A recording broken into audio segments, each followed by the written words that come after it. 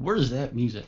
Hi, everybody. This is Center Mass with Rob and Silent J. I'm Silent J, and I'm going to start the music here as soon as I can. But I just wanted to let everybody know don't, I don't believe Rob's going to be able to make it tonight. So we're gonna go solo. I'm going to go solo. It is, it was a busy day today. So, where's the intro music? Okay, here we go. Let's officially get this show started, huh? Two vets, two different worlds, one badass show. Center Mass with Rob and Silent J, blowing your mind away on the Vets Own Media Network.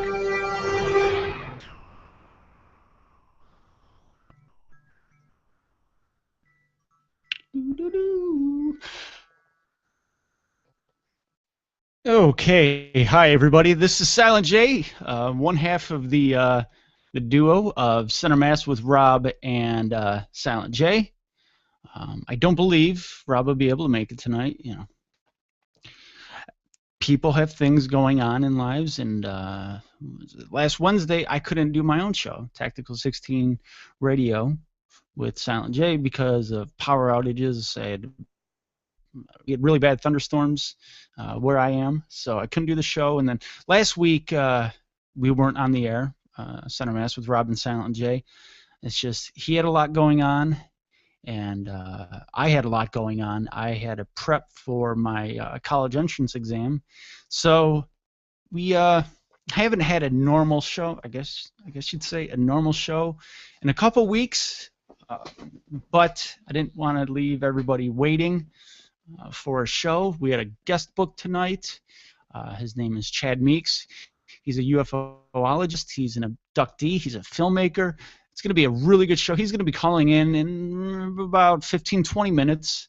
So, you know, that's that. But Rob wanted to make it tonight. He couldn't. He still might. I don't know. I can't speak for a man of his stature. So I'm going to do the best that I can to bring a very good show for you, from my voice to your ears with a little help from a guest. Like I said, he's a UFOlogist. I want to tell you more about him, so I'm going to in 1 second as soon as I get my little cheat sheet here, which will be up in about 1 second. So bear with me, folks. I gotta read it off my phone because I don't have a. Oh, thanks. Chad Meeks is a UFOlogist. He's an abductee and a filmmaker. UFOlogist and abductee. Chad Meeks brings to the screen Giant Rock, the movie. We're going to talk about Giant Rock, the movie, shortly, once he's on. And so yeah, I'm really excited about that because I like UFOs. I think those things are fascinating, whether they're real or not real. I think the chances of them being real, even though I've never seen one, I have no reason to believe they exist, but just the possibilities of them existing, I think it's out of this world. No pun intended.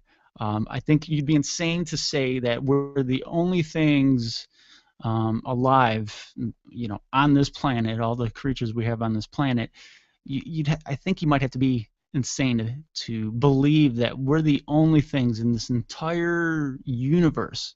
And just think how big our solar system is.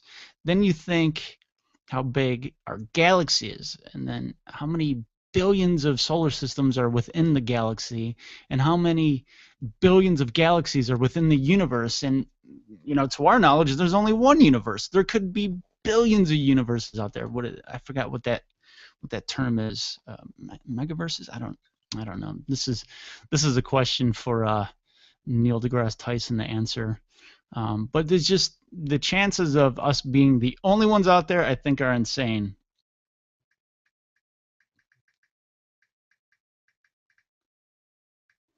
I think you really would have to have an amazingly strong argument to prove that we're the only ones around there. So, like I said, even though I've never had an experience with a UFO or with aliens or flying saucers, whatever you want to call their ships or the creatures or aliens, maybe they're us, maybe they're just time travelers. Don't know. You have to be a dummy to say we're the only things out there without a very logical argument. And I don't know. I think sometimes we're kind of short-sighted by comparing possible living creatures in the universe to us, where they have to have a head, a body, arms and legs and feet and eyeballs and things of that nature. I mean, look at some of the creatures on our own planet. You know, whether they're in the oceans or in the sky or on land. And look at all the different types. And I'm looking. I'm in my basement, and I'm looking at a bug crawling up on the wall right now. Where did that guy even come from? Where could he even come in from? And I'm looking. To him or her or it, I must be this weird freaking creature out there. I must be an alien to this little potato bug, these little ball bugs, the ones that you touch them and they roll up into a ball. I mean, I have to be this weird alien compared to that thing. And to me, that is a weird creature. So maybe aliens look like bugs. Maybe they look like blobs. Maybe they don't have any physical beings. Yeah, they're just, piles of floating clouds of dust and things of that nature. I don't know. It's insane to even imagine. Now, if you really stop and think of it, it's one of those weird things. You can't really explain it. I don't think anybody has a logical explanation for anything really in the universe. But anyway, before I just start talking and get geek mode on you, I would like to say thank you to Vets on Media for giving us the opportunity to air this show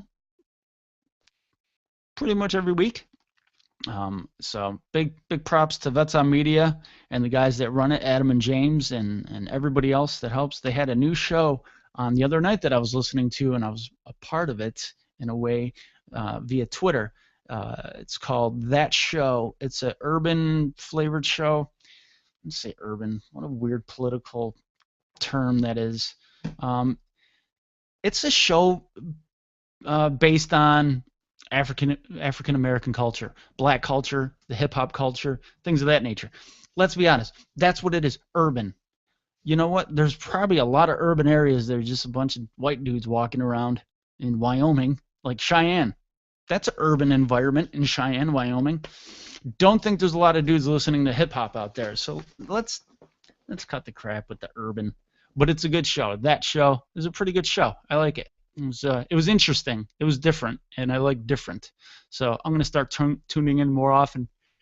I'm not going to tell you what night it was on. I got the dang yawns.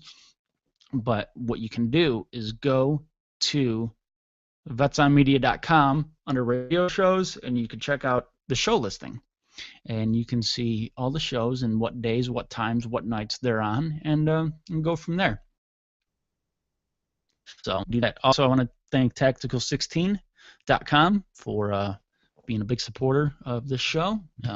Everybody over at Tactical 16, which Rob is a part of, and I am a part of as well. So we're kind of thanking ourselves. You know, on Rob's behalf, I'm thanking us in a weird way. And Vets on Media.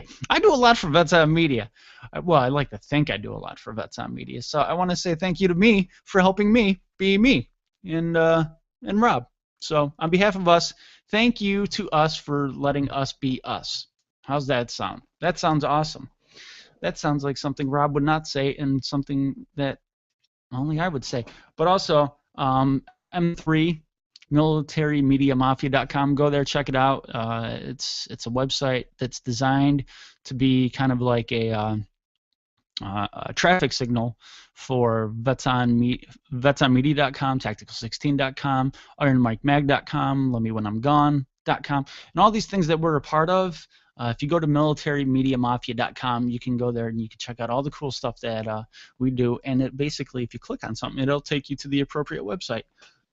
And there's a banner on there for Anna.com. Check out Anna.com. See, you got hemp force protein. Ooh. See, this is the hemp that'll help your body and not piss off your boss. Okay, don't cross the boss with the hemp if they tell you not to do the hemp stuff. Okay, so this hemp stuff is good for you. I'm not saying the other stuff is bad for you, but this is especially good for you because it's a protein. It's only got a few ingredients: hemp protein, hemp hearts, cocoa, maca root, and vanilla extract, and also stevia leaf for a little flavor. That's it. That's it. And you know what? Per serving, there's 10 scoops in a serving. 10 scoops, 3 scoops in a serving. There's 10 servings per container. Guess what? There's 204 calories, 108 from fat. Total grams of fat, 12. 3 grams of saturated fat, polyunsaturated fat, 7 grams monounsaturated fat, 2 grams. Not bad. 12 milligrams of sodium, 12 grams of carb, 7 grams of dietary fiber, 2 grams of sugar, which is good sugar because it's stevia leaf-based sugar. And then you have omega-3, omega-6, and omega-9 in here, so you get your fatty acids in here, and 15 grams of protein. That's good. And it's vegan-friendly. It's non-GMO. It's dairy-free, gluten-free, soy-free, sugar-free. After I just told you that there's 2 grams of sugar, it says sugar-free, but not the bad sugar, okay? If you're not on it, get on it, all right? Get off it, meaning your ass, and go click on our banner, and then you could save a percentage of your bill or something like that. That's all Rob's thing. I'm just being the spokesperson for now. So, but then they got a bunch of other cool stuff that I use personally. I use the Defense soap. Makes you smell so good you want to touch yourself. It does. I am. And then what other products have I used? I've used the Tonka bars. It's a really cool bison jerky bar with cranberry and peppers in it. It's good. It's got a good balance of meaty, sweet, and spiciness. It's healthy for you. Okay. It's just what they do. They just chop the head off of a bison and rip the meat out, and then just throw some peppers and cranberries in there, and then they put it in a wrapper. Well, they cook it first. That's how natural it is. It's just like, that's it. Do I have to really explain on why you should eat that stuff? Eat it. It's awesome. Okay. And then what else have I used? I've used the Hemp Force protein bar, which I don't really care for the bars. I don't know. I like the powder much better, just because it's you can do a little bit more with it. I just don't like protein bars to begin with, so that's just a personal preference. But other people like Rob's use them, and Rob loves them, and I know other people that have eaten them and they love them. So I'm just the weird minority here. So what else is there? Oh, New Mood and Alpha Brain I use all the time, and that, I tell you what, that stuff really helps me stay focused, because if you've ever listened to one of my shows, you will know that I have an issue sometimes staying focused. It's not my fault, okay? It's really not. I was born that way, just like Lady Gaga said. So Lady Gaga said it's okay. It's not a bad thing. I was born this way. I was born scatterbrained, and I'm going to stay scatterbrained. So, anyway, let's go click on the banner at militarymediamafia.com, you know, the Anna banner, and poof, you could be amazing just like me. And you could host your own show just like me. And you could co-host this awesome show just like me. And when you got to step up to the plate and do it by yourself, you can be just like me. Man, just like Barry Horowitz, I'm about to pat myself on the back. If you don't know old school wrestling, Barry Horowitz is the jobber of jobbers. Jobbers is the guy that does a job. So, what else? Before our guest comes on. Oh, I took my college entrance exam a week ago, and I was nervous beyond belief, but I think everybody's kind of nervous before a test or an exam, especially an important one. And I'm a high school dropout. I dropped out a long time ago for reasons that I believe are valid, very valid reasons, and something I'm not particularly proud of, but you know, it is what it is. You know what I mean? But what am I gonna say? What was I saying here? Okay, never mind. Sorry, I had to turn down my volume. I had to check something. I was like, whoop. Um, I took my test yesterday. Not yesterday, last week, and I failed the math like I thought I was going to because I haven't been in any type of a structured math class in 20 years. And even then, I didn't really give too much effort into it because at the time I thought I was going nowhere with my life. Now I'm in a basement on a Sunday night talking to the internet, hoping people are listening in on the other end. Well, I've made it. Holy shit, have I made it? But anyway, I wasn't too far off from what the average high school graduate is, so it was all right. Which just means I have to take a non-credited math class, which again I thought I was going to um, have to do, and I was right. So I wasn't ashamed of that in the slightest. It did disappoint me, but hindsight's 2020, and I'm glad I didn't guess too. I'm glad I'm not that good at guessing because I could have put myself in a math class I don't believe I had any business being in. And I think in the long run, this is going to do nothing but help me. And then on the other hand, English, I kicked ass. I did so well, I didn't even have to write a stupid essay, which I was kind of disappointed in because one of the topics on there is write about one of your heroes in life. And I was going to pick myself because to me, I am my hero. And I think a lot of people, listen, if you come from adversity and you come from a background of shit, I believe you should look up to yourself if you've gotten to a point where you believe you shouldn't have been in a way. I guess what I'm trying to say is if nobody gave you credit or nobody gave you the thought of being able to get somewhere, nobody gave you a chance, and you had surpassed everybody's expectations of you, I think you should be a hero to yourself. I'm not being egotistical. I am to a small degree, but I think highly of myself. I think everybody should think highly of themselves, especially if you've kind of scratched and clawed and kicked ass to get to a point where you are at the present moment and you look back in 5, 10, 15, 20, 30, whatever, how many years ago, you're like, wow, I never gave myself a chance or I never gave myself the thought of being here now and nobody else did. And if you've surpassed what you think your life expectations were, be your hero. Be your own hero. Why not? You know, look up to yourself. Look back and think about how you got there. And I think I don't think it's a bad thing. I think it's a positive thing to think highly of yourself. And then maybe that's just me. Maybe I'm way off base. Maybe I'm wrong. I don't know. I really don't know. But whatever. I've been wrong before. Last week I was wrong a lot on a math test, I tell you that much. So, I still have a lot of work to go to where I will be satisfied. And speaking of that, on my way home, I dropped my daughter off because I have her. I had her during the school year, and now she's with her mom because it's spring break.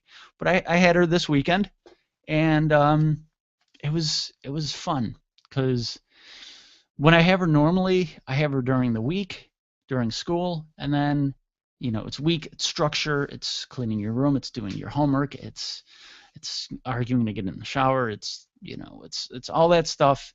And then I felt like sometimes I missed the fun stuff with her. The weekends off to just not worry about homework and not worry about that shit that will get a young child uh, in the doghouse at times. We've all been there growing up. So this weekend it was just the two of us, and it was great. I wasn't on her, on her case about cleaning her room or stuff like that, picking up after herself. I was on her case about picking up after herself, but structure is structure. So there was that, but just the part of just being able to relax and fun with her. Like yesterday, we went to Denny's. We had just a dad and daughter breakfast at Denny's. I wanted to cook. I had bacon, but she wanted to go out and eat, so we went out and eat. And man, Denny's really gypped her. Um, she got the kids grand slam, which instead of scrambled eggs, bacon, sausage, and then we got the little blueberry um, pancake bites. They're kind of like Timbits if you've ever been to Tim Hortons or little donut holes, but they were like made out of pancake batter, and they had blueberries and white chocolate chips. And we're like, okay, there's six, so let's have fun, let's split it. And then I had a avocado bacon omelet, which I wasn't too impressed with. It was just basically an omelet with 5 pounds of cheese in it, uh, two little wedges of avocado, and I don't know. I think they glued bacon bits together and try to pass it off as being bacon. So we got our food, and then my toast wasn't that good. It was burnt, but I don't want to be an asshole and be like, "Oh, take my toast back," because when you get your toast back, all they did was take a butter knife and scratch off the burnt part and then spit on it. So I'm not doing that. I'm not dealing with that. I'll take my chances on burnt toast. But my my daughter, she got her pancakes, and they're these little tiny things. I swear they're like maybe twice the size of a $half in circumference, and about as thin as a $half. So, and the one was burnt, and it was just whatever. That was our fun breakfast. And then we did some food shopping because we were gonna cook out some burgers for dinner, and we went and splurged. And since it's Father's Day this weekend, today, I went and bought myself a video game, and she got a video game too. She got a Wii, a video game for Wii. It was a used game, and it was like $6, but it made her day. And then we went and played miniature golf, and then had ice cream after miniature golf, and then we ate dinner. And then today it was just chilling. Let's just chill. Everybody's running around doing stuff for Father's Day. Today, her and I got to just chill. And she colored, and we ate watermelon. She colored some more. She watched a little TV, and then she colored some more. She just got a day of just being herself. And for me, that was the best part of Father's Day, just watching my daughter being able to enjoy her day and do her own thing. And she woke me up this morning with a picture that she colored. I got a pink and purple kitty, so I was thrilled about that. And so yeah, that was our day. And then I drove her to go meet her mom, and now she's with her mom. But that was that was it. That was really it. I,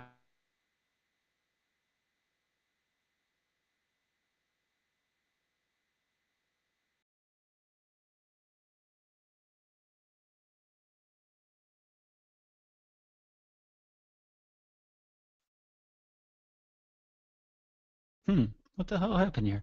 Okay, I'm back. Wow, I just got bumped out of Google Hangout here for the what the hell's going on here? I just got kicked out of my own damn show. Now I gotta fix everything. Okay, there, the logo's back. Hmm, that was strange. What the hell's going on here?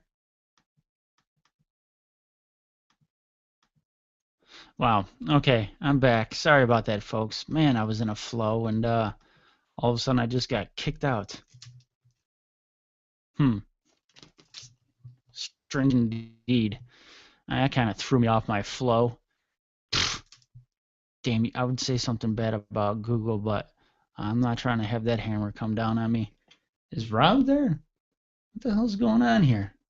Okay, I just had a window pop up, and now the window. What the heck?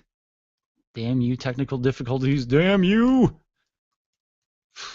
I don't know what the heck's going on here. Aggravates the hell out of me when the internet just decides, or computer, whatever. I'm not blaming anybody because I'm not trying to have technology get mad at me. So, anyway, that was our weekend. And I'm sure other people had more exciting weekends than I did, but I was happy just doing that. Sometimes you just got to sit back and relax. Um, I talked to my dad, I talked to my mom, I talked to my sister, and all in all, it was pretty fun. So I gotta. What the heck? Sign into another account. Okay, what the heck is going on here? All right, sorry, folks. I'm trying to find something here, and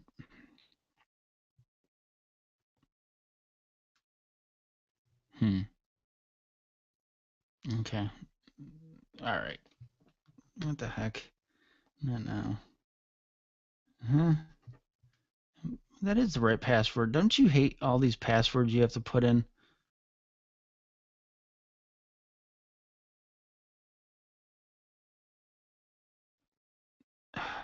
So annoyed with all the passwords and usernames and passwords. Can I just use one for everything? But they say, oh no, that's not good. That's bad. You know, you don't want to do that. Uh, what? Not letting Mr. in. Hold on here.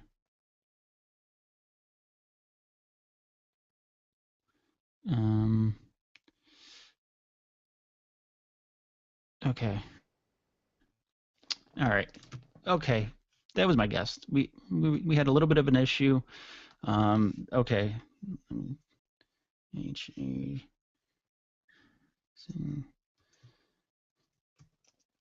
Let's. Um.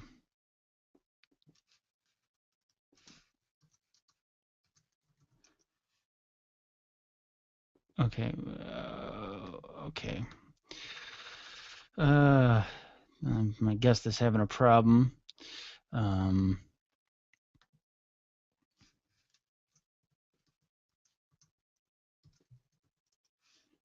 okay. Is that the one?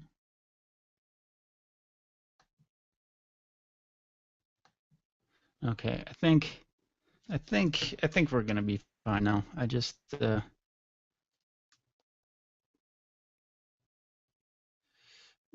on. I gotta. Oh, 6.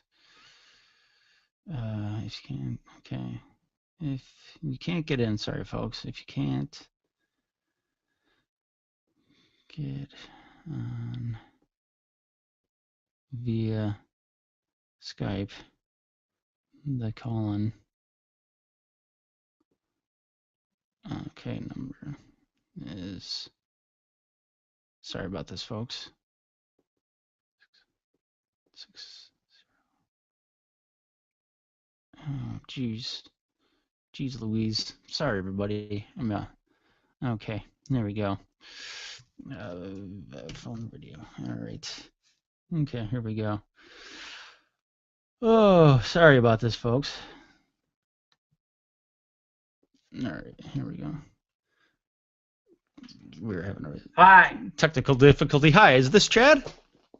Yes, Chad. I'm sorry.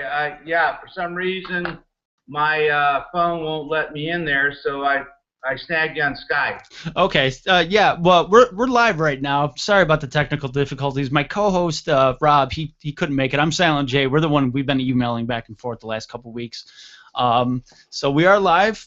This is Chad Meeks. I was talking about you earlier on in the show, and I'm excited, and I just started going off on a tangent about UFOs and aliens and things of that nature, and I'm glad I get an expert to talk to about this. Rob wanted to be on, but unfortunately he couldn't for personal reasons, but he said to have fun talking to you. So Chad, I was mentioning earlier in the show that you're a filmmaker, a UFOlogist, an abductee.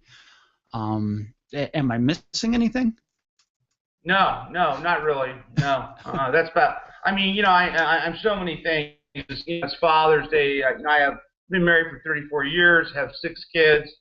Pretty much all of them very successful. So, I'm very happy to be here today on Father's Day and what have you. But yeah, I'm a family guy. Just kind of make my way. But I've done so many different things. 56 years old. I've ran fairly big oil and gas companies, done some investment banking, been all over the world. So, but primarily what I do now is, as of 3 years ago, I wrote a screenplay about. Took me a couple years to write, and so here I am. Yeah. Giant Rock is Giant Rock the movie. That's the screenplay you wrote about. Tell us a little bit about that and where you got the inspiration and everything about the screenplay. Well, it's really funny. I mean, it's funny how people come in and out of your life at various times and for various reasons. I'm sure we've all experienced that. But I came down here to. Right now, I live in Mexico on the Baja coast, and I've got a 27-acre little mini ranch thing here going, and I got horses and all kinds of stuff. But essentially, just came down here to kind of retire, and my next door neighbor, he was a character actor in Hollywood, and we were sitting there chatting about my early childhood and the things that went on out at a place called Giant Rock, which is in the Mojave Desert. Many of the vets should realize where this is at because it's not too far away from 29 Palms. Yep. The Marine base out there. So, yeah, a lot of really heavy things were happening out there. Even as a little kid, my uncle, his name is George Van Tassel, was the preeminent go-to guy in the whole UFO thing during the 50s, 60s, and 70s. Then he ended up dying in 78. But a real, gladiator when it came to all this stuff. Would speak his truth. He had all kinds of problems. Doing that because the government didn't like him, spouting out any of this stuff about what he was involved with the UFOs and what have you. And he wasn't any fool either. I mean, some of the people he used to hang around with or run around with, Howard Hughes. He used to come out there with his planes and backed him on some really kind of weird science experiments and things like that. And also too, he was very vocal. He went out. He was on the Long John Neville show. As a regular there, and which Larry King took that show over.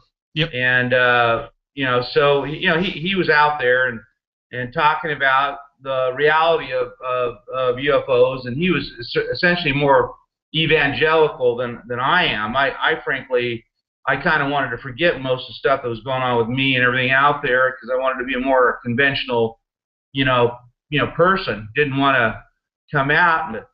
But anyways, essentially, I've had all this information, had all these experiences, and for God knows, I don't know why me, but I often figure out, well, why not me? I guess if it's going to be somebody, it might as well me. But my whole incarnation was pretty much traditional. I just didn't want to bring any attention to myself about my own experiences and things that occurred during my childhood. and what have you. I was kind of trying to stay away from the stuff, but I got to writing the screenplay. My next door neighbor, he was the inspiration. He was an actor. He says this would be the biggest UFO, the greatest UFO story never ever told if you can tell it. And so I said, well, I'll give it a whirl. And so it took me a couple of years, and I wrote the screenplay and got down to it. And it was, I thought, okay, I was trying to hide behind my uncle and the other guy that was first out there, that actually was the first contact with some of the UFOs, a German immigrant named Frank Kreitzer. And I thought, well, the story didn't move, and I thought, well, there's something missing, and what was missing was my part of the story, was my entry and my continuation of it. So I included that, and so anyway, I finished it, and so now we're out there, we're out there, looking to get it made. We think we'll probably get it done it's probably start in September. We got bits and pieces of the cash, which is, our budget's about $30 million, so it's a huge endeavor, and so I went from essentially being retired, not wanting to do a lot of stuff, to doing a lot, just going after it. Yeah, so there it is. Now, with Giant Rock itself, I'm familiar with it, and I have been out to the Mojave Desert with the military, and for those that don't know what Giant Rock is, do you want to explain that a little bit for our listeners? Sure. Giant Rock is an eight-story freestanding boulder that was carved out by a German immigrant named Frank Kreitzer, and he actually lived in there from 1930 until he was murdered in 1941 in it. And then my uncle came out there in 47. Incidentally, Frank Kreitzer, he was actually grub-staked by my uncle and his uncle from Santa Monica in 1930, and so they kind of kept on contact, what have you. And so a lot of unusual events were occurring out there. This Frank Kreitzer, the more I get into him, which there's not a lot of information, and I've just had to dig really deep on him. I knew of him, and I knew some of the stuff, but he was this devotee of Nikola Tesla and Dr. Rudolf Steiner, and so he really had some really almost kind of occultic and information going on, and he was essentially told to go out there to start something, mine for rare earth minerals, which at the time no one even knew what rare earth minerals were, but subsequently now it's they're extraordinarily valuable, even more valuable than gold or silver, whatever. These components are what all the nanotechnology, computer, and all that stuff. So he went out there and was mining for that stuff, and so he did, and subsequently we found out, and I used to play in the thing as a little kid during the '60s. If you can imagine, just go out in your backyard and pick up the biggest rock you can find, and just picture yourself, playing the piano inside of it, and that was me. There was a piano down there, there was loads of books, and a lot of stuff going on out there that was very, very unusual. But the bottom line is, in the summer, which would get up to 100, how hot it gets out in the desert, it's 110 degrees. It'd be cool. It would be just a delightful place to be, and in the winter it was warm. I mean, it would be you get some close to 30, 40 degrees out there, but you get inside that thing and it was almost warm. And so apparently this Kreitzer feller, he basically positioned all this stuff perfectly with the sun horizon and this sun setting, where it was just this pretty much this ambient temperature all year long. So it was really kind of a thing, but it had mystical components as far as if you're inside of a rock with all the mineralization and things like that. It was a really kind of a magical place. But that's essentially what Giant Rock. Since then, the government, when they took the place, my uncle had leased all that out there from the government, and then what they did is they caved all the rock in, they bulldozed it in so no one can go inside there. So I think it's been bulldozed in there for about 15 years, but that's where I used to hang out when I was a little kid. Wow, that's that's crazy. Not too many people could say that they hung out in the largest freestanding boulder in, in the country, if not the world. Now, Yeah. what the tie-in with UFOs and sightings? I know it's a gathering for folks with that are involved in the UFO community for many years now. How did that come to be? What's the tie-in with the gathering point for UFO believers? Well, yeah, well, number one, my uncle, he was really, I mean, there were a few other people, but he was really the guy, Mm-hmm. in that whole thing there. And so there would be UFO conventions out there at least, once a year, and there'd be some other events too, but anywhere from 5 to 15,000 people would congregate out there, and they would share UFO stories. And these are people from all over the world. I mean, literally, it was kind of essentially anybody that had, it was kind of a very small group at the time. And so people that had experienced UFO sightings or direct contact with ETs would actually kind of commune out there every year. So there'd be this huge convention out there. And it's really kind of an oddity because, I was out there and I lived with my grandmother, which is about, I don't know, about well, maybe a quarter mile from my Uncle George and Eva's place over there. So you see this big, big dust movement coming.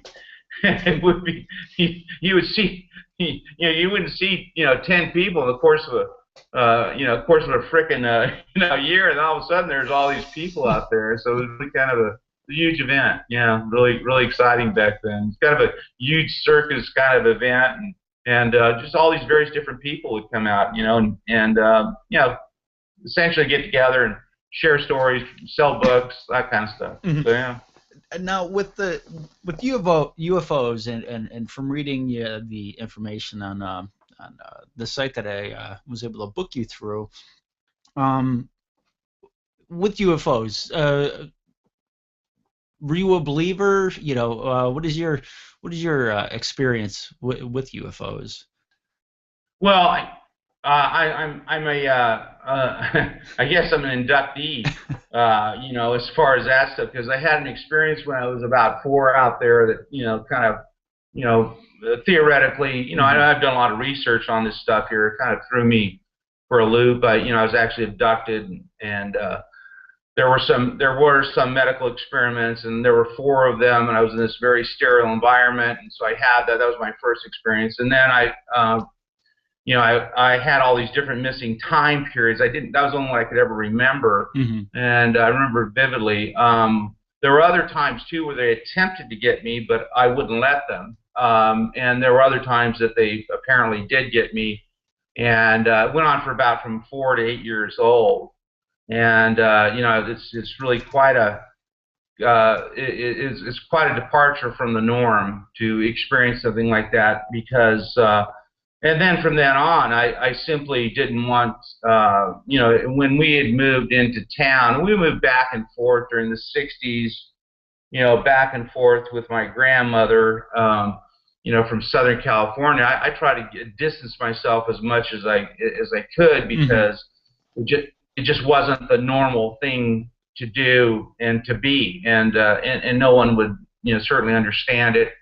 The only person that really knew about it was my uncle, because he was this extraordinary, just psychic. Mm-hmm. He literally he could read your mind. He knew exactly what was going on. And then some of the things that my parents and my grandmother would tell him I was going through, he was continually grilling me, but I wouldn't want to admit any of it for fear of that it would continue. And it wasn't something, now, and I've had sightings, since I've, in my adulthood. And if I saw one on my door, I'd go knock on the ship.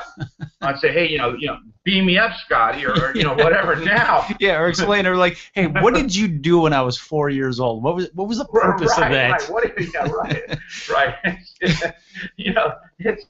It's much different now. I don't have any fear. I kind of, but apparently, I guess they for various reasons, they like small children are a thing with them, just to do various experiments, and there's a whole range of them. Since then, I've kind of learned what they were looking at doing, and so there is that kind of connection.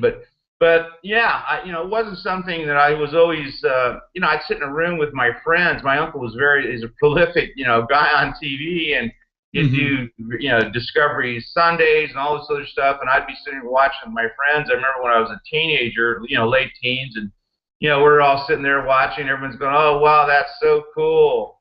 That's so, that's really hip. That's this and that." And I'm sitting there, I'm not saying a word. I just say, because it's like I didn't even bring it up. And my cousins, a couple of them had experiences too, and my one cousin, I remember he just fled out there. He was just having, and actually he fled out there when in his teens, where he just drove up out and he says, "I can't handle that stuff out there," and my uncle and all the stuff's going on, and he was kind of like a conduit, it was like this. And the rock and everything out there, the energy was just a kind of almost like conductor to all the stuff going on out there. It was just a hotbed at the time. Now, do you think there's a geographical preference, I guess you could say? Because I grew up in the Northeast, and I've never knew anybody that claimed to have an experience or heard of anybody. It seems, just generally speaking, it seems to be like the Southwest, like desert type areas, New Mexico, Arizona, Southern California, places around there. Do you think there's it varies? Okay. Yeah, remote areas are really preferential, but Barney and Betty Hill, they were upstate New York. The whole, Washington State, even today, Washington State is more of a hotbed now than anywhere. But you're right, primarily in the wide open spaces, remote areas like, New Mexico, Arizona. Heck, I had sightings in Utah. So there are a lot. There seem to be more there, and California had their fair share too. But but they happen all over the world. And one of the things too, they seem to be, most people. I mean, there's all kinds of very interesting stuff that goes on with people, and as far as what they will actually realize. There's much more stuff going on everywhere, but it just depends on the individual, as far as will they actually believe what they're seeing, and more often than not, you won't. It's just the way we're built. We have this tendency for denial. Yeah. I wouldn't mind being, I guess, abducted. I've been in the military a long time. I really don't think any aliens, I guess you could say, could top the amount of times I've been poked and prodded with a needle and injected with stuff. So I would like to just ask, like, where do you guys come from? Where'd you come from? Because my theory is that it's us in the future, that we've advanced so much as a people. We just go back in time. That's just my theory. I don't know. Maybe I've been watching too many Ancient Aliens. It's funny. It's such a broad spectrum, and if you look outside your sky today, there's you will think most people analyze as open space, and there is no such animal as open space. There are parallel universes. We know that there was water on Mars, and so therefore, if there's water, and we know there's water in other solar systems, and so as science advances this stuff, we know that we reasonably know beyond a preponderance of the evidence that there's actually, it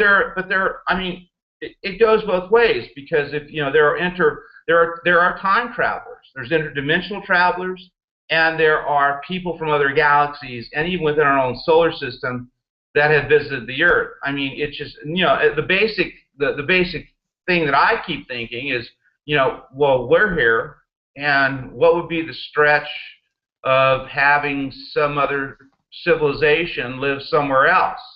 And so yeah, I mean that's and I can, you know, I have a broad enough spectrum to accept just about anything. I don't, you know, all of this stuff. I mean, I just know what I experienced and what I, you know, the people that I have, the circles I've run in with, which, you know, run in from, you know, some astronauts that have actually, they've all come back, and now they're all, you know, yelling about, you know, about their, you know, sightings up there. Mm-hmm. You can go from Cooper to Armstrong to Aldrin to all of them. They all come back. They admit that they saw them out there now. Yeah, what's and the, now we have NASA. Yeah, oh yeah. I watched the Oh, yeah. documentary about this a few weeks ago, and it had a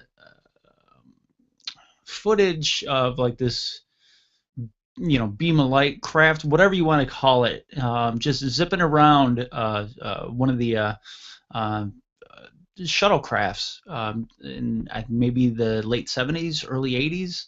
And Yeah. that footage was never seen. The official footage, it was amateur footage of you know, amateur astrologists.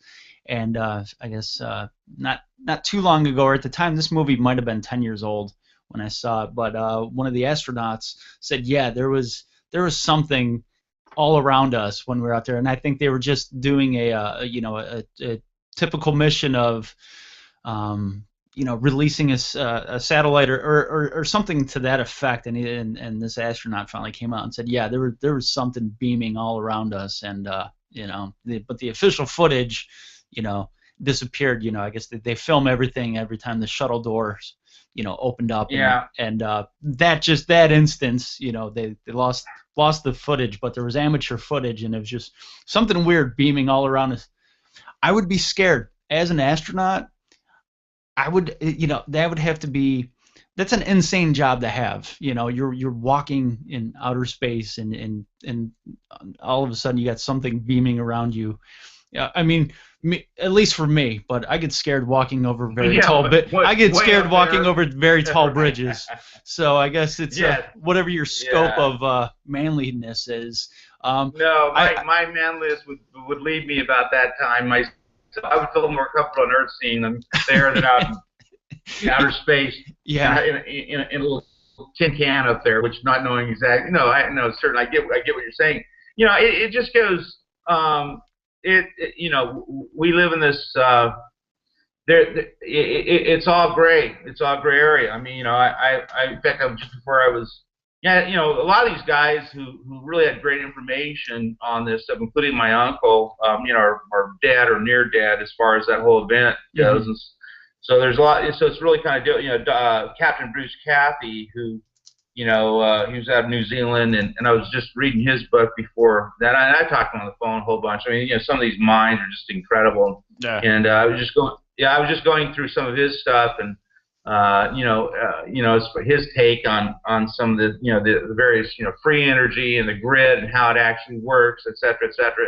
I mean, we're losing a lot of them, but you know, at the same time, you know, and of course, NASA has just been notorious of losing footage, you know, and not, you know, NASA, the NASA chief, I think his name was Chatlin. He, you know, he confirmed that they lost all the data information, communication between the astronauts, which was extensive. I mean, it was a who's who. It went all the way from, you know, I guess Cooper, White, McDivitt, Lovell, Borman, Armstrong, Aldrin, Carpenter, and he had all the communications between them when they were talking in code about all of these sightings they were seeing, and all the information disappeared. And so this NASA chief, he admits, he says, oh yeah, we had it, but now they can't find it.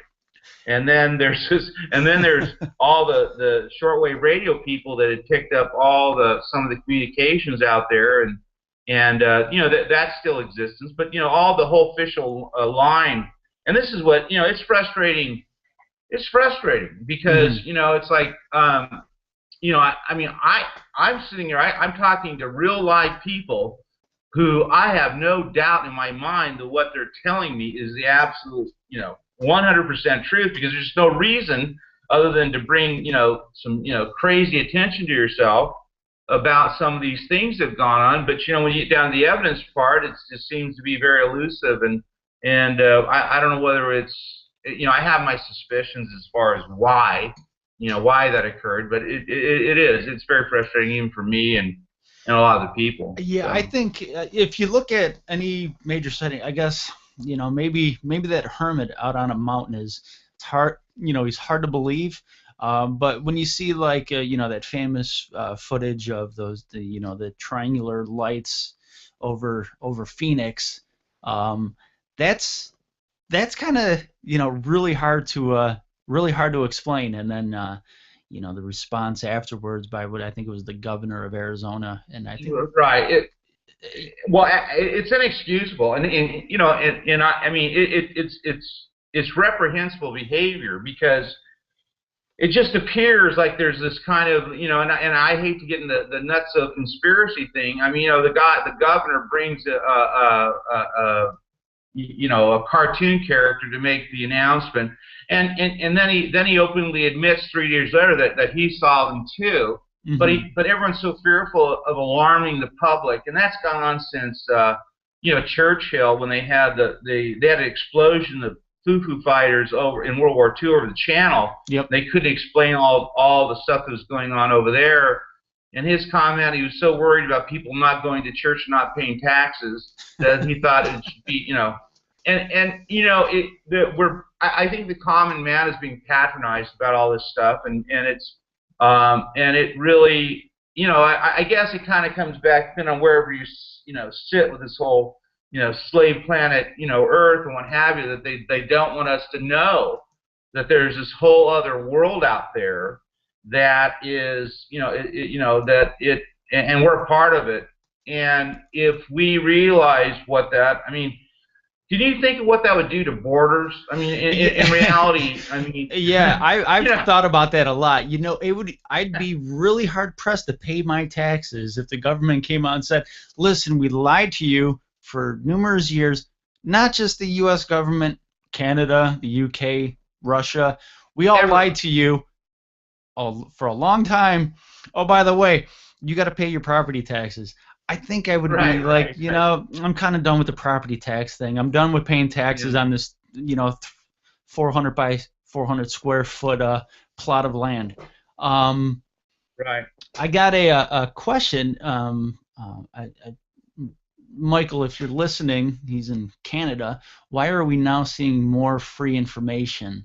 I don't know exactly what he means by that. Maybe you can clarify, Michael. But I guess maybe like information with people coming out and talking compared to like the 50s when everything was hush hush. Hush hush. Yeah. Well, I mean, we're living in a different world, and I think that it's kind of like me. Even when I was writing my screenplay, I was going to hide behind my uncle and Frank Kreitzer and try to build a story around it, because I didn't want to be the guy who had talked, who had an abduction experience or had basically, was involved in this. I was going to try to get the story out without doing that. Take some real cojones to, stand up and say, hey, listen, this is what I saw, take it or leave it, think I'm a nutcase or whatever. This includes the astronauts and what have you. The other thing, too, is a lot of people were threatened, and they used to threaten not only with, with severe sanctions, mm-hmm. but they threatened them with death. They actually threatened them, physically, and say, hey, listen, don't. And what's so funny, or it's not even funny about it, is that is what the rule of thumb was. And I think why you see older people are saying, hey, listen, yeah, I'm 70 or whatever, some of the astronauts, and hey, listen, take whatever you want from me, do what you want to do, but this is before I check out of here. This is what I'm going to say, and this is what's going to happen. There's also one huge amount of stuff, and we live in all this kind of double think and double talk and also their nonsensical stuff. And I've heard this from Stephen Hawking to all kinds of stuff, that there's some sort of lethal or intent that would happen, would occur if, as far as like an alien invasion, which I think is ludicrous. I mean, if they would have invaded, if you're flying around in free energy, you can't hear them and all that stuff, then they already have the technology to blast us into the light years. Then I hear another story, which is that there's going to be a false flag come out, that we're all going to, they're going to, claim that we have invaders from Mars, and that they're going to use that as an excuse to, excuse away the, $15 trillion, debt that we can't pay and all the other stuff. God only knows. But I've heard all these things and stories. But I don't look at these things as as far as the extraterrestrials as anything that's want to invade or I think we have to worry about our own government as far as enslaving us versus them. Yeah, tell me about it. Yeah, I live on the libertarian thread, so yeah, okay. I'm all about that with you. Now, you know what? If the government, if the U.S. government, I know we have people listening all around the world from just seeing. I'm not tooting my horn too much. I just see the analytics of the show after each show, but just in terms of the U.S. government, they could wipe out that $15 billion debt by, if they have, let's just say Roswell happened and there really was a crash, there really was an object that crashed, with alien life form, put that on display for the whole world to see and charge a fee, that $15 billion will be gone, that debt will be wiped out. Charge $10 a person here. Just like looking at Lenin's casket in Moscow. Just pay $10 a head, walk by, look at it for 30 seconds. Sell tickets. Sell tickets. Yeah. If anything, we're good at destroying pictures. And we're also good at marketing. So I think the U.S. government, if they just pick up a couple good marketers, we can market this. I mean, we market cigarettes to be fun and exciting, and they kill us. But right. There's a lot of ways. It's just most of our money goes towards the military-industrial complex. And that's been a big thing. I mean, really, I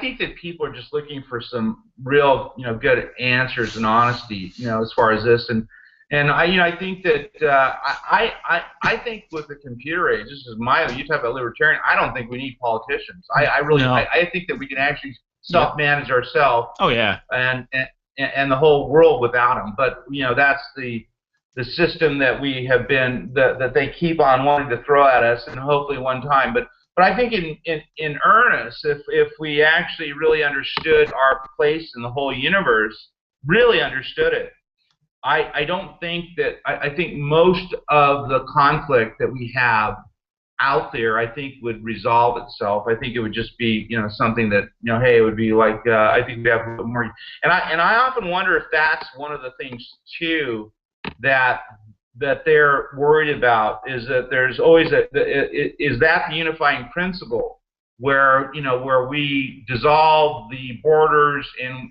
all the conflict and things like that. If that is it, we're always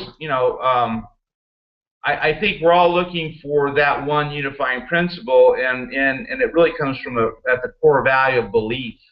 And if in reality, if we knew that there was a brotherhood, let's call it intergalactic brotherhood, I wonder what impact that would have on us, or whether we'd continually be warring nations and things like that, and doing all this other stuff. But it's apparent. One thing I do know, as far as the more I understand about quantum physics and the whole nuclear issue, I think the chances of having a nuclear war are becoming more and more remote.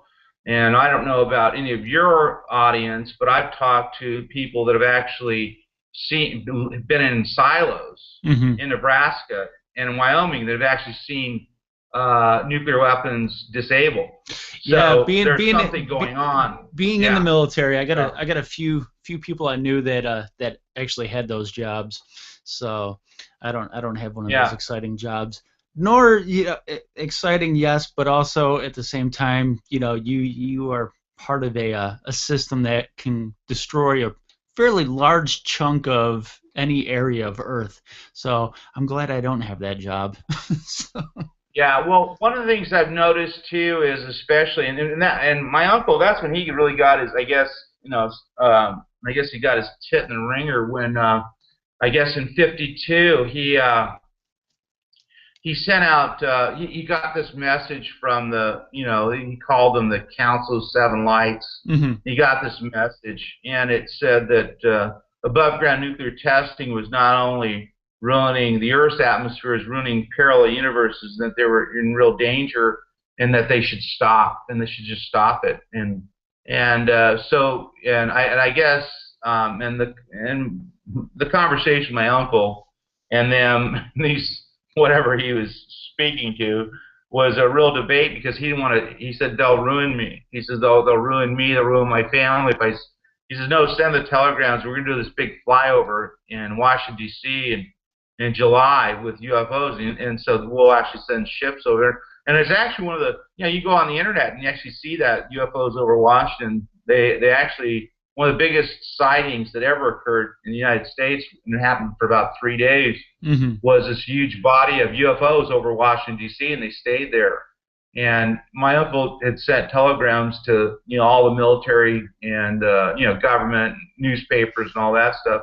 He made the cover of Life magazine, and, for this thing here too, and actually, caught the attention of the FBI, and then so they kind of dogged him for the rest of his life with this stuff. Yeah, so, they were there. The UFOs were there so long because they were trying to find somebody intelligent to beam up. But after 3 days, they gave up. So fuck it. Well, usually it's a day, but for them it went from July 12th to July 19th. So yeah, so they were there a long time. Apparently Congress was in session and the aliens were just scratching their head. I don't see anybody smart down there. Let's get out of there. Yeah. But anyways, so what I did is I compiled all this information and kind of, it's a trilogy. I've written the half of the sequel. I've got the outline for the third movie. So that's what the story's about. We take it from 1930 with all these stories and characters to about 1963. That's the first part of it, and we get into the pretty much follow this. Most of the first one is based on true and actual events, to what the best that I can ascertain, and we kind of condense them. But it's really an interesting story that really needs to be told, because it's a completely different slant on so many different things.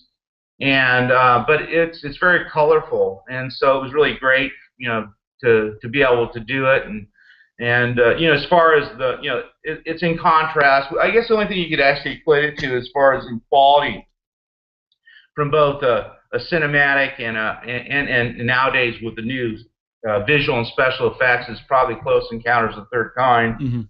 That's probably a good, a relative comparison.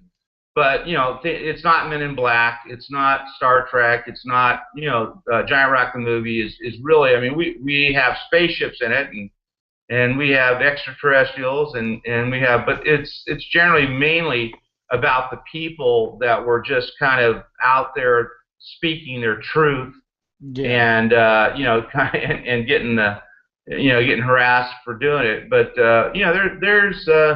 it was a lot of fun doing it, and I think the audiences out there will have a deep appreciation, because unlike a lot of the, I just saw the what's that movie with Tom Cruise, The Edge of Tomorrow.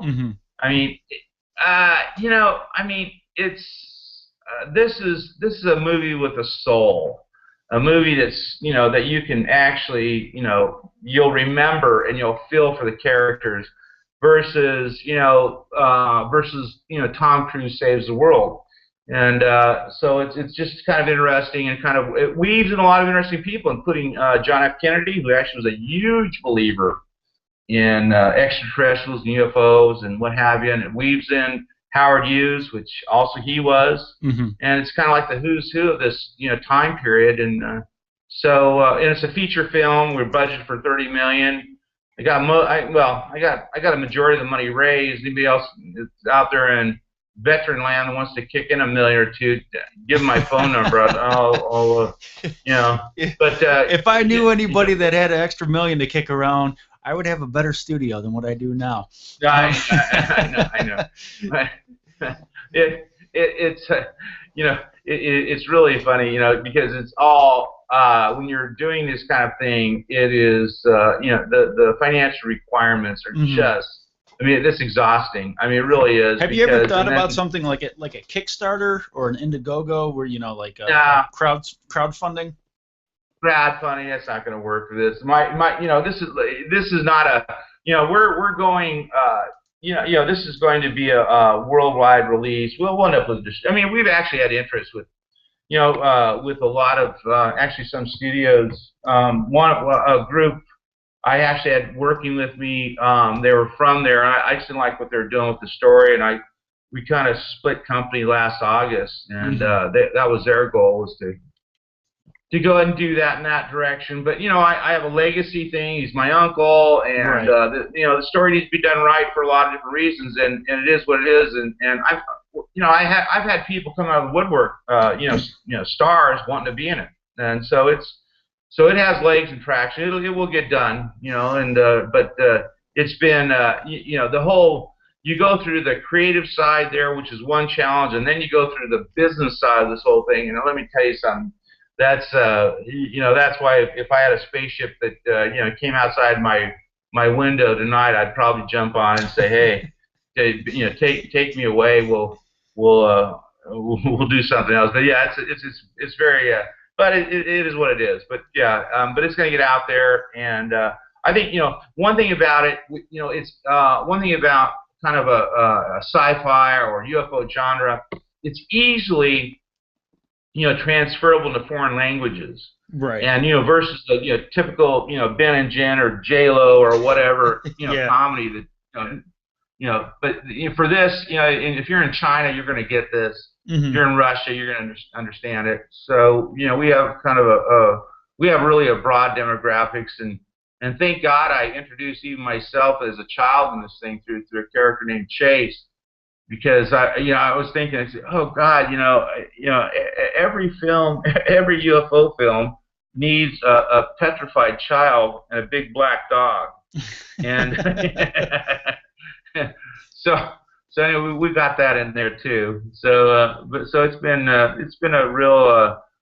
It's been real. I had no expectations of doing this. I really didn't, but I'm very happy to do it because.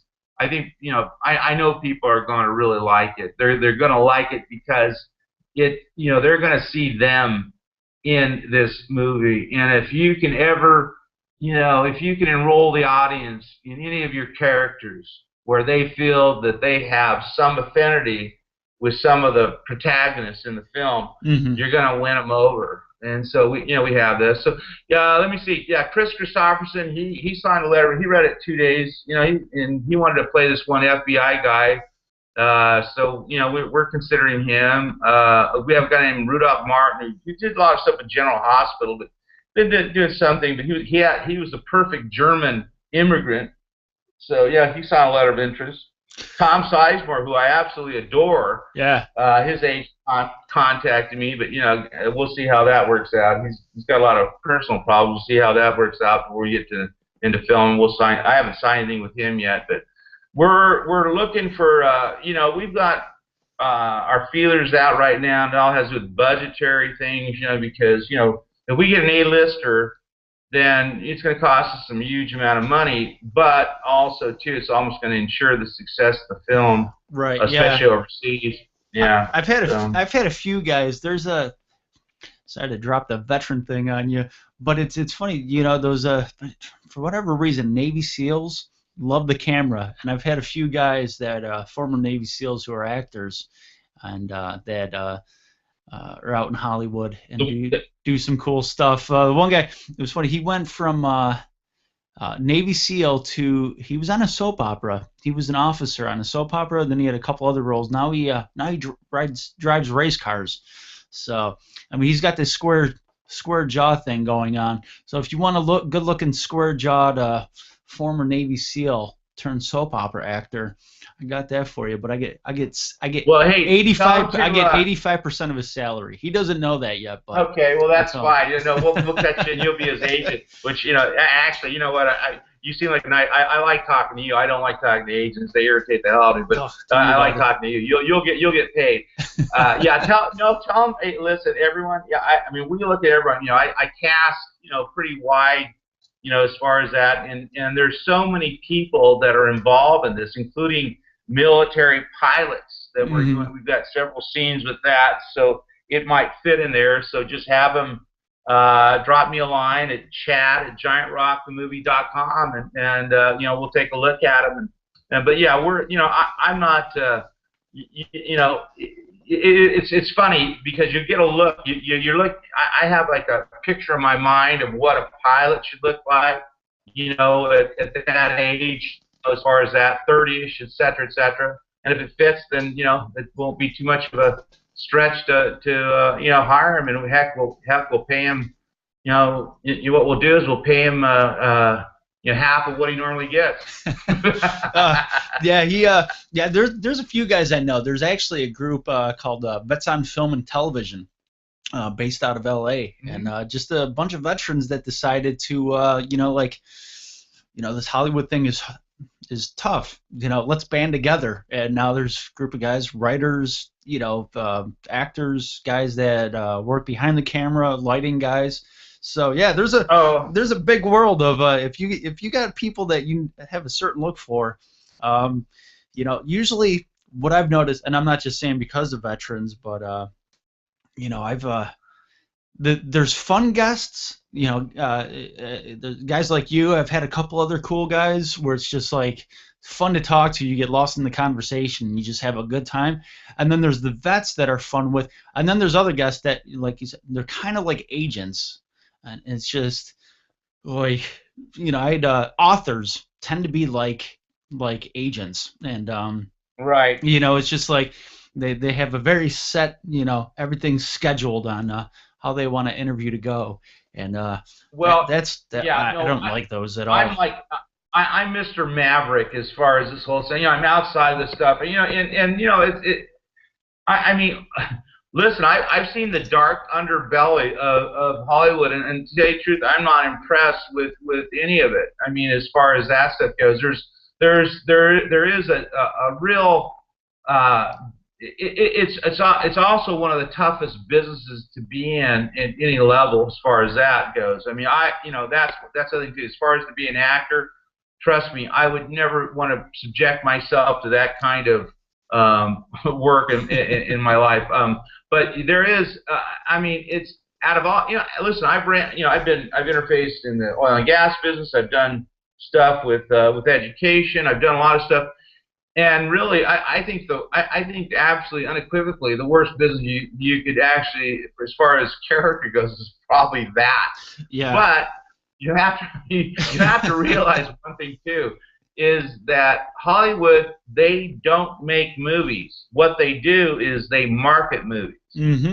People like me make movies. Yeah. What we do is we go around, we raise the money, we create the stories, we hire the talent, and we bring it to a certain point, and then we have to enter the dark world of big studios because they have they have very large distribution channels. And so you enter the dark world with that stuff.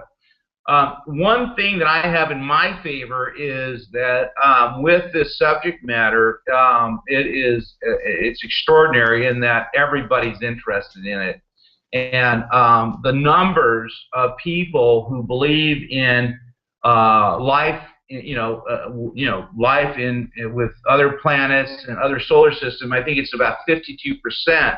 So we already have a prepaid audience, and I've done, one of the things I've just committed to is going on shows, talking with you about it, et cetera, et cetera.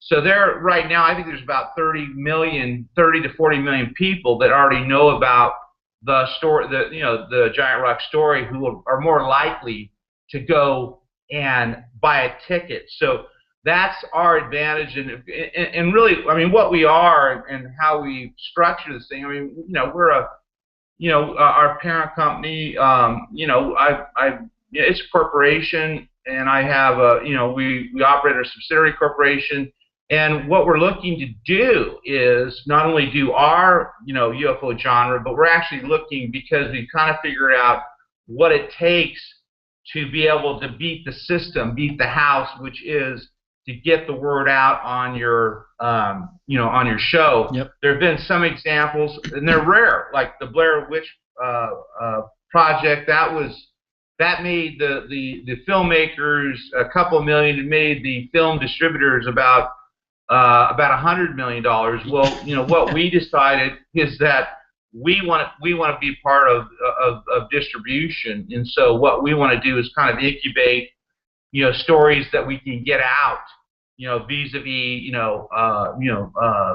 radio, podcast, something with a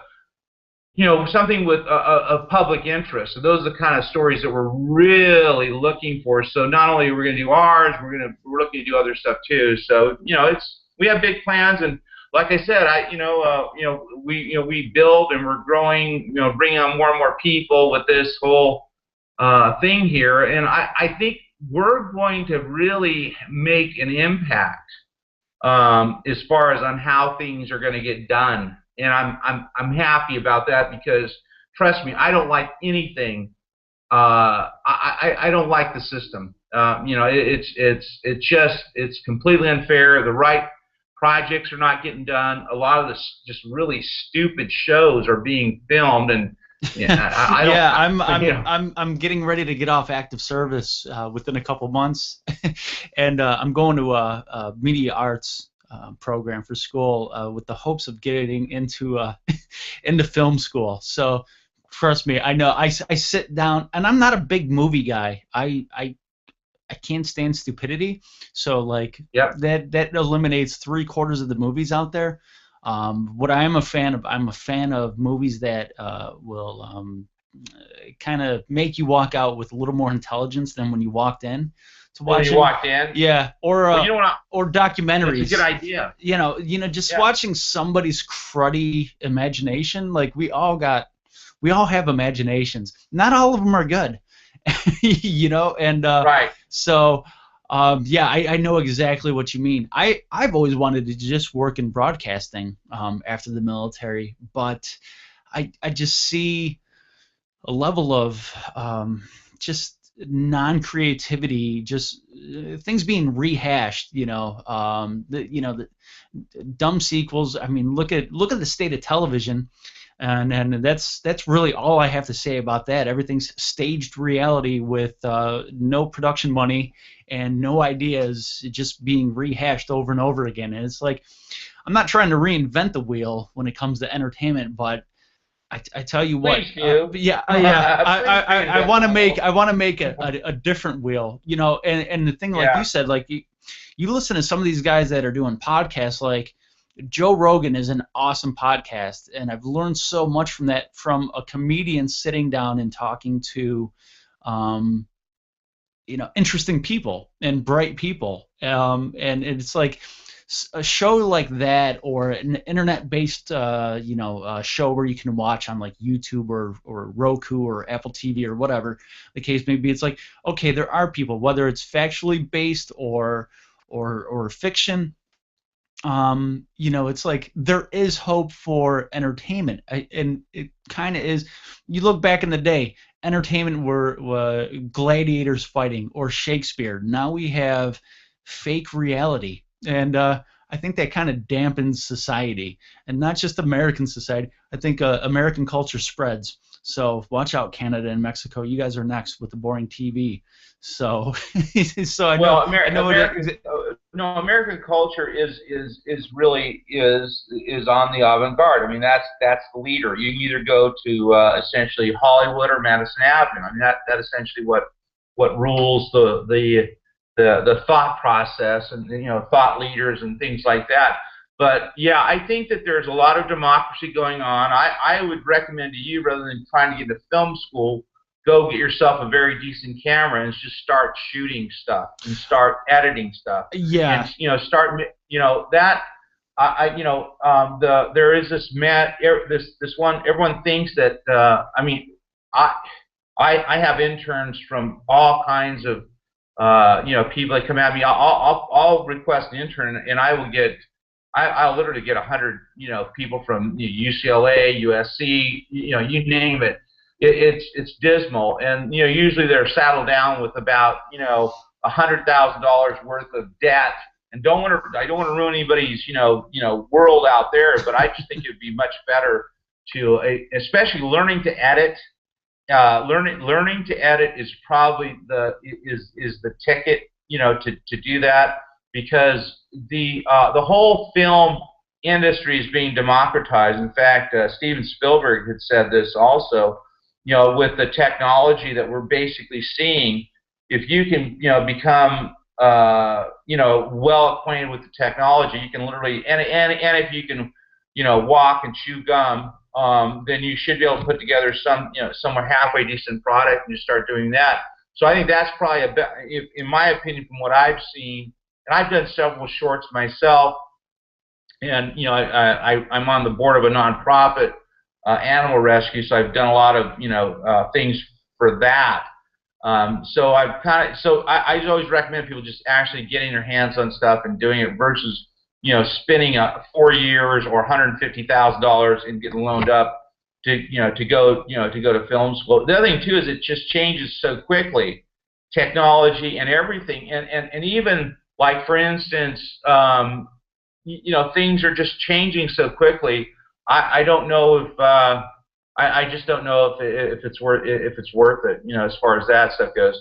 And because what'll happen is that you would get out of film school and you'd be doing the same thing.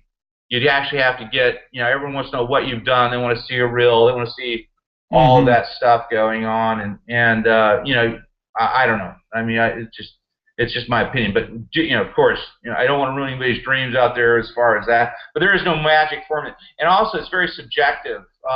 You better have, like for instance, one thing I was really blessed with is giant rock. I mean, like Samuel Goldwyn, what his interests were, especially on lower budgets or first-time filmmakers, his interest was in the filmmaker's story, more so, even more so than the actual story, because he felt that you get more mileage and promotion out of the filmmaker's story than he could, which would be money that P&A that he wouldn't have to pay.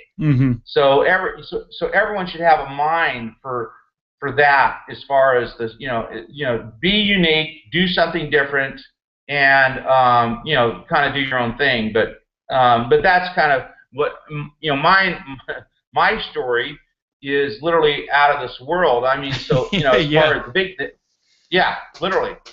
So and it's as far as distribution goes, which is the big key, and there's all kinds of elements. There's stuff that goes straight to DVD. I'm sure it's all, as everyone knows.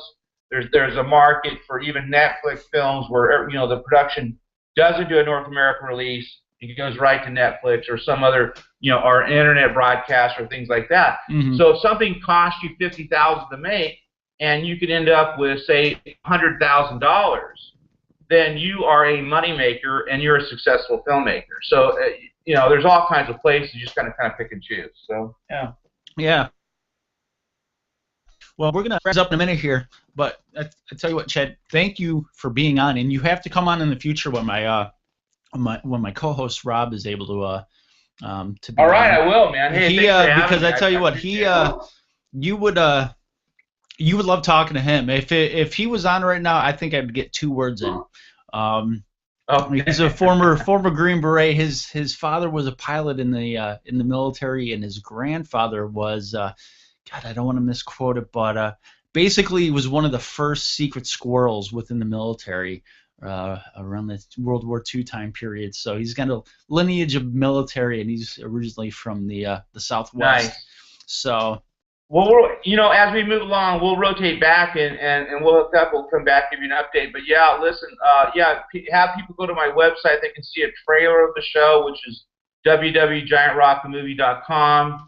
And of course, I'm on Twitter and I'm on Facebook. If anyone wants to get a hold of me, Also, my email is chad@giantrockthemovie.com. So if you got anybody who is, their mind's all twisted with their latest abduction story or whatever, then have them contact me.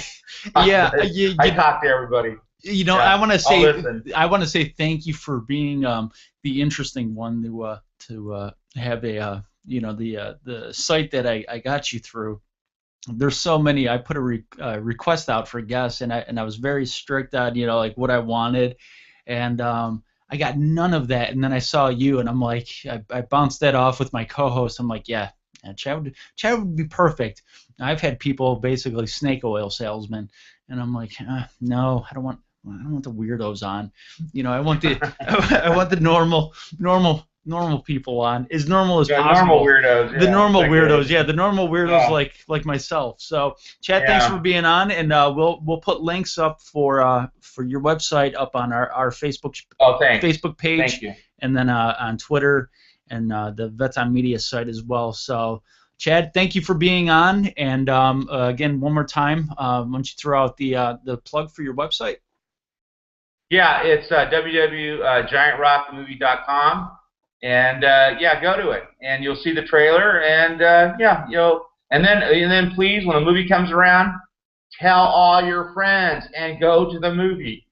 I'm just gonna tell everybody I know that I was in the movie to go watch it, and then when they see I wasn't in, I'll be like, oh, must have been cut. It's a deleted scene. Now you're gonna have to buy the DVD. No, you will be in the movie. No, actually, we've got this huge convention scene that's it's going to be the only thing shot out in California because they don't give me any tax incentive.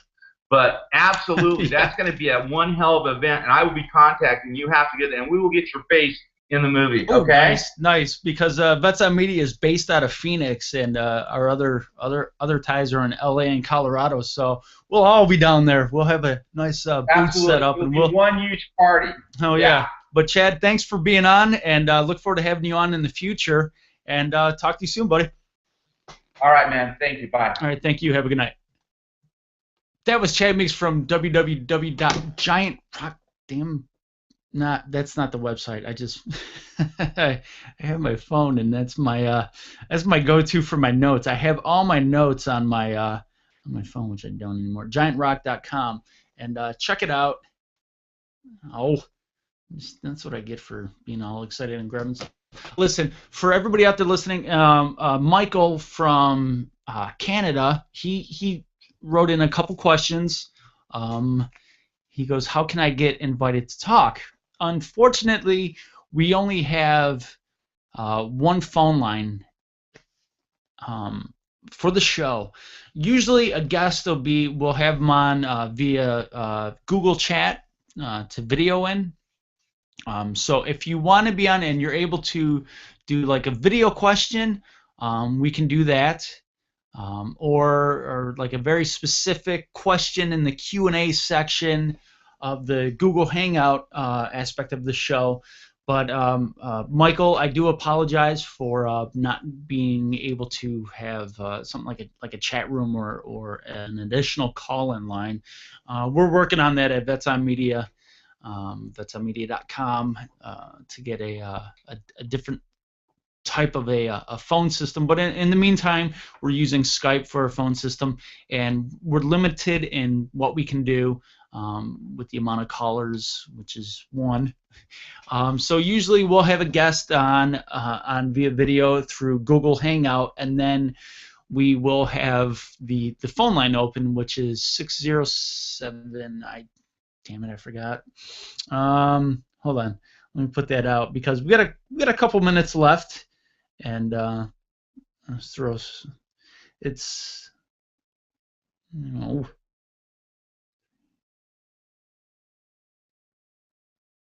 Is this 6?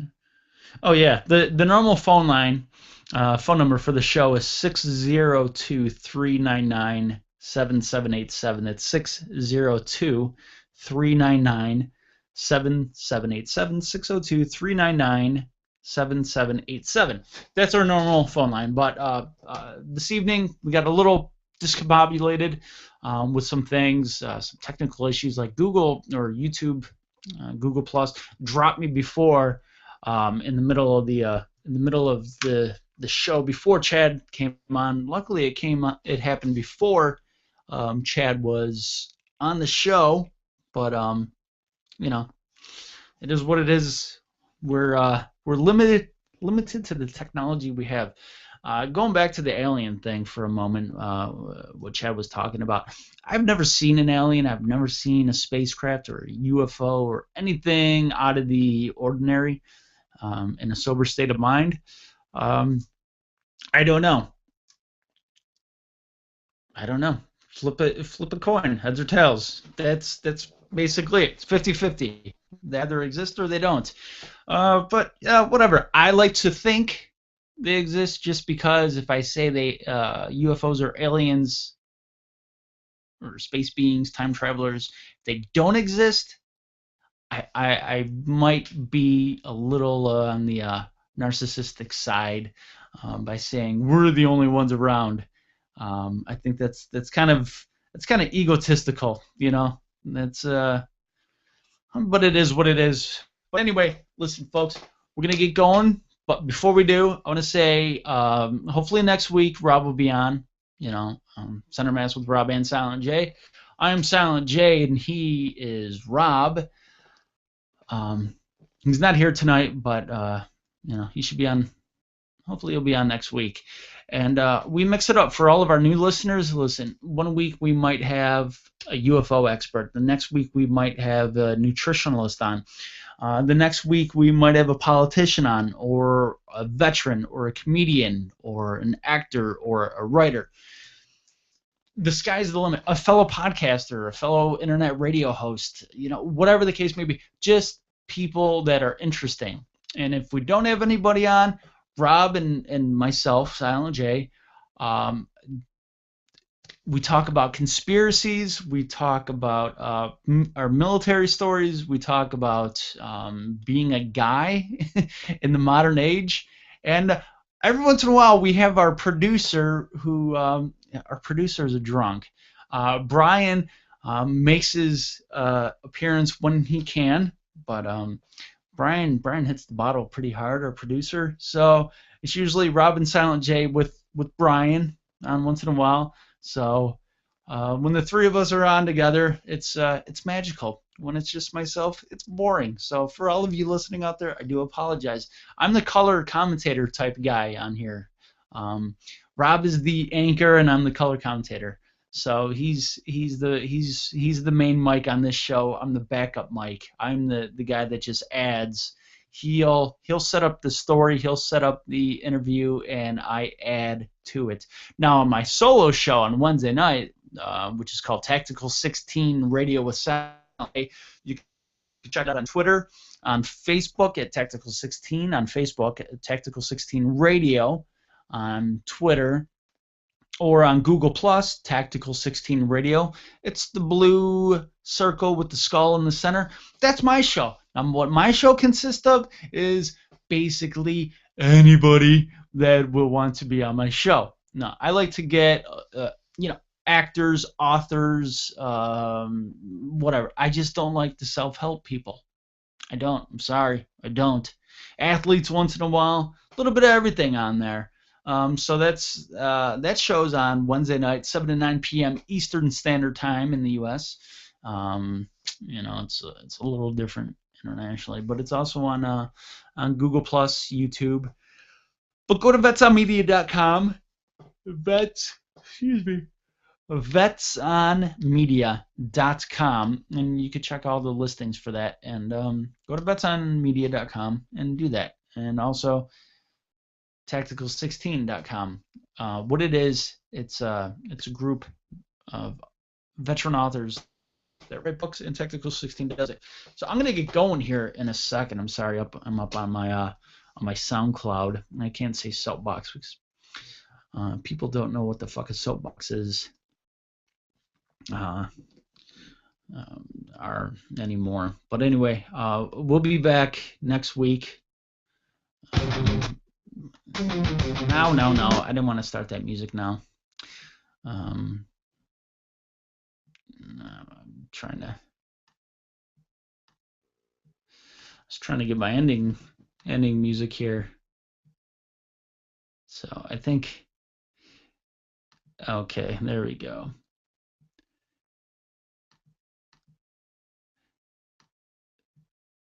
All right. But anyway, I'm Silent J. I am one half of Rob and Silent J. I will see you guys next week here on Rob and Silent J. But in the meantime, halfway through this excruciating week without us, you can see me Wednesday night on Tactical 16 Radio with Silent J. Right there, okay? There. Here, let me move my big noggin. There we go. On vetsonmedia.com. That's vetsonmedia.com. Is it? Yeah, vetsonmedia.com. So I'll see you guys next week. I got some guests lined up. I don't know who. I'm pretending. I don't really have anybody. But if I did, I would tell you. I will let you know. But I'm going to go. It's late. Good night, folks. And what is that saying? Fuck, this is why I need Rob. Okay, here we go. Don't fire unless fired upon. But if they want to start a war, let it begin right here. Rob's not here.